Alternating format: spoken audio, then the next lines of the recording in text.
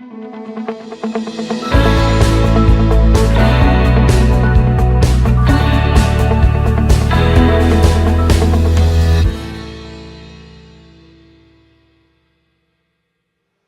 and welcome to this English lesson. Today we're going to learn about Emily Dickinson.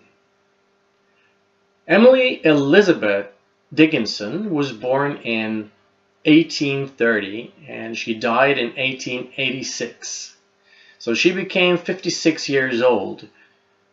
She was a very famous American poet, but her family life and her private life was kind of odd.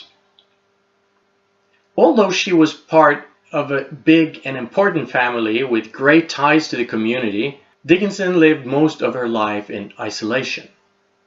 Emily Dickinson was considered an eccentric by the locals, but even so, she developed a taste for white clothing and became known for her unwillingness to greet guests, or later in life, to even leave her own bedroom. As we can probably understand, Dickinson never married, and most friendships between her and others depended entirely upon letters. Dickinson was a loner for the later part of her life.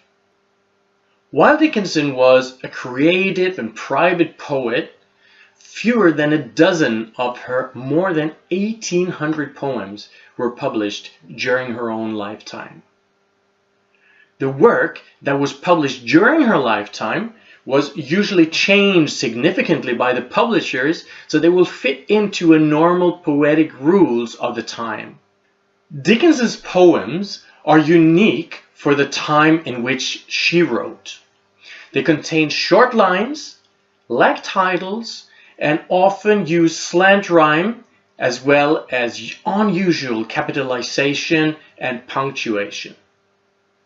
Many of her poems deal with the themes of death and immortality, and we can find these recurring topics in the letters and the correspondence that she has or that she had with other people.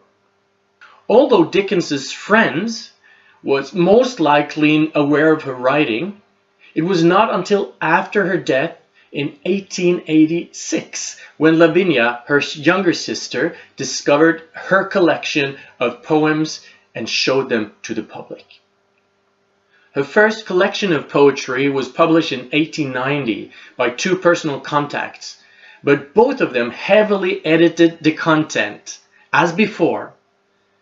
But a complete and mostly perfect collection of her poetry became available for the first time when scholar Thomas Johnson published the poems of Emily Dickinson in 1855.